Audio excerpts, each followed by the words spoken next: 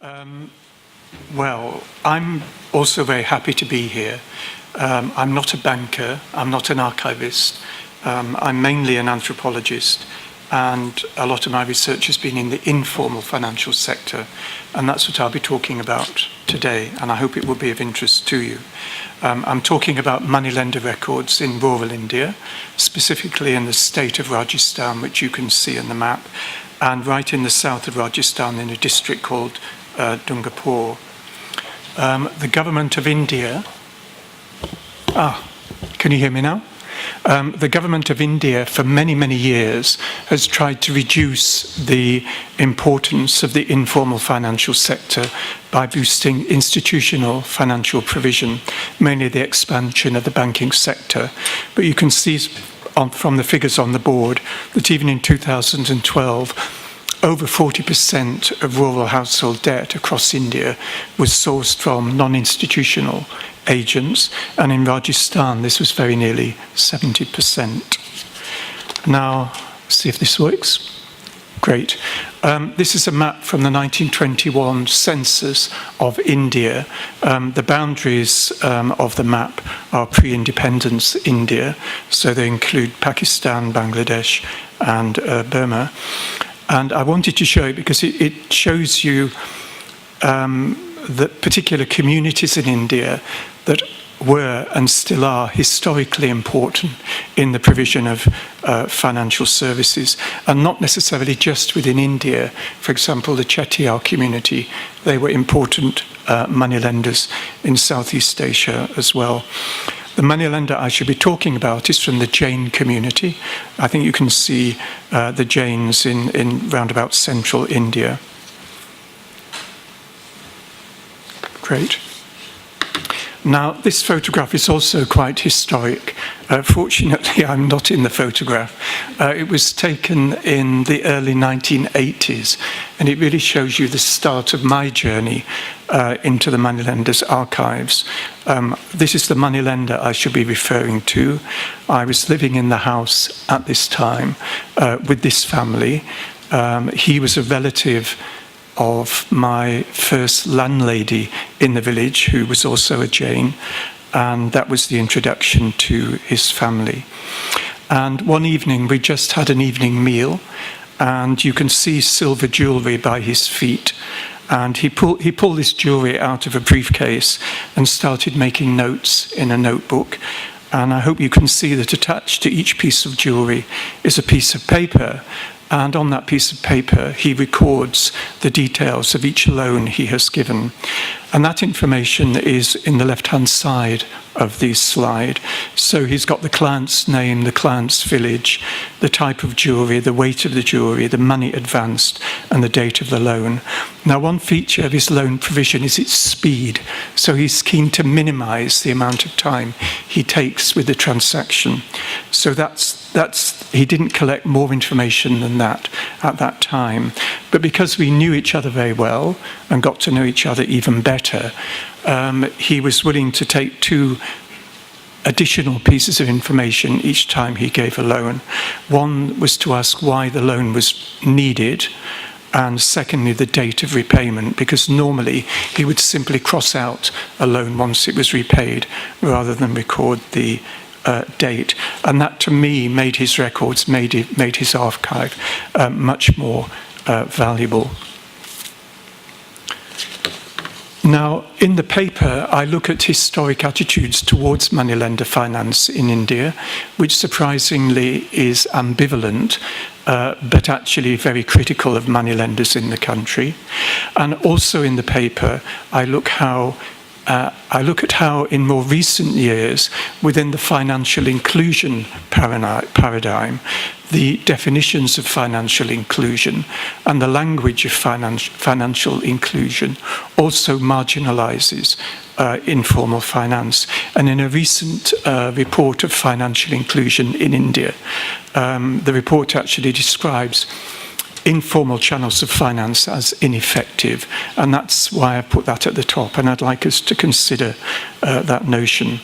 Now, in the left-hand side of the slide, there are some results, so to speak, from his archive material. In the main photograph, you've got one of his clients. This is a woman client from a surrounding tribal settlement. I think she's just repaid a loan, or recently repaid a loan, and is putting the jewellery back on her wrist. Now, look at the size of the loans. 43% of loans provided are up to a value of £10. 70% of the loans provided are up to a value of £20. No formal financial institution in India, or microfinance institution for that matter, is interested in this kind of loan provision, but it's still needed.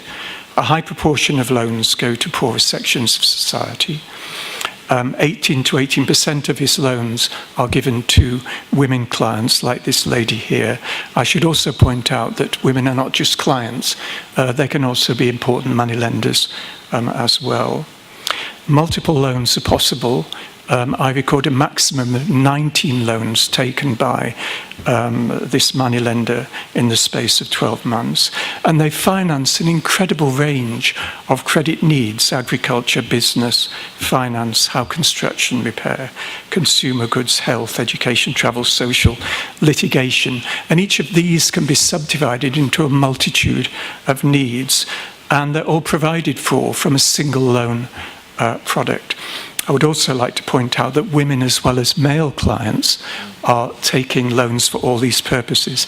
It's not a case at all of men taking loans for productive purposes and women taking loans for consumption purposes. Women are also taking loans across these needs. The interest rates are relatively high, between roughly 3% and 5% monthly, but the loans are repaid relatively quickly.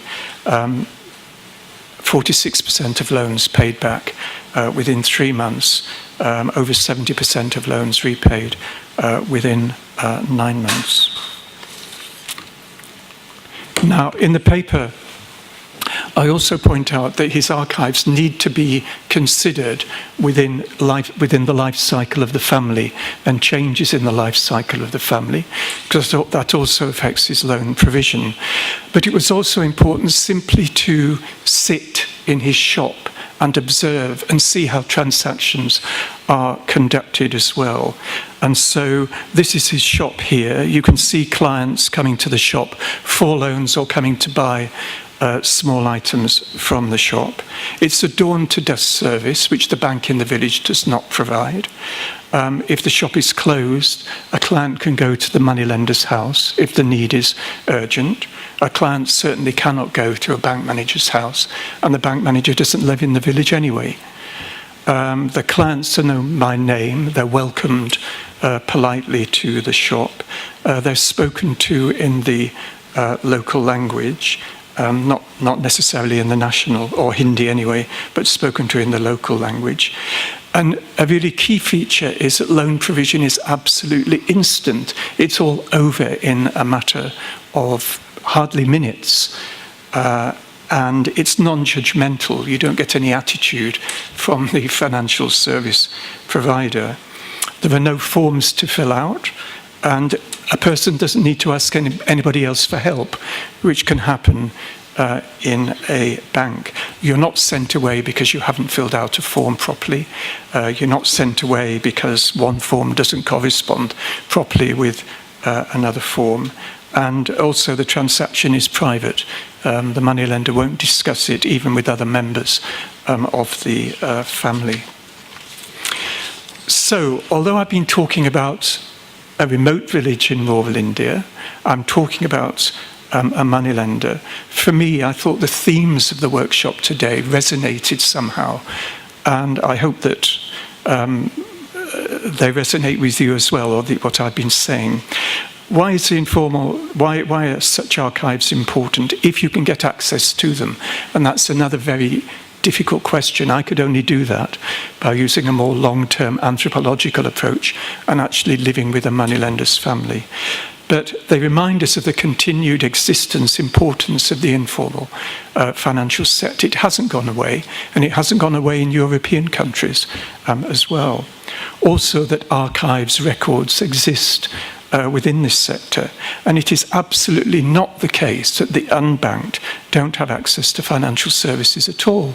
In the UK, there was a House of Lords committee, or select committee on financial inclusion, and for 2013-14, 1.71 million adults in the UK did not have a bank account, but that does not mean they don't have access to financial services. Now, coming more closely to the themes of the conference, I feel that this lender may not have explicit social goals as such, but it doesn't necessarily mean that his business is not good. There are aspects of his business which are good and effective and very difficult to replicate, maybe impossible to replicate by a bank and even by MFIs.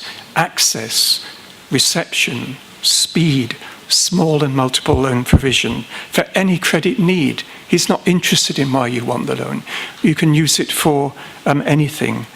True, the interest rates are relatively high, but repayment rates are good. And of course, within the formal financial sector, you can have additional non-interest borrowing costs, like numerous visits to the bank. And this moneylender himself, when he needed a loan from the bank for house construction, he had to pay a substantial bribe to, not to a bank official, I'm happy to tell you, but to a village official in order to get a signature on a loan. Now, even if, after what I have said, this moneylender is still regarded as not good, and it would be a good idea if he wasn't there at all, his archive may still be good.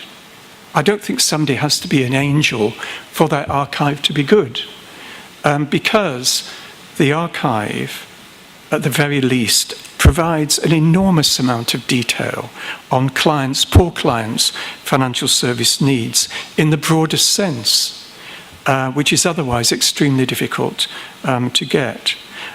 And formal financial institutions, however social their goals may be, won't displace moneylenders, which they haven't in India, or provide useful services to the poor without effectively addressing these needs. And I don't know how long I've taken.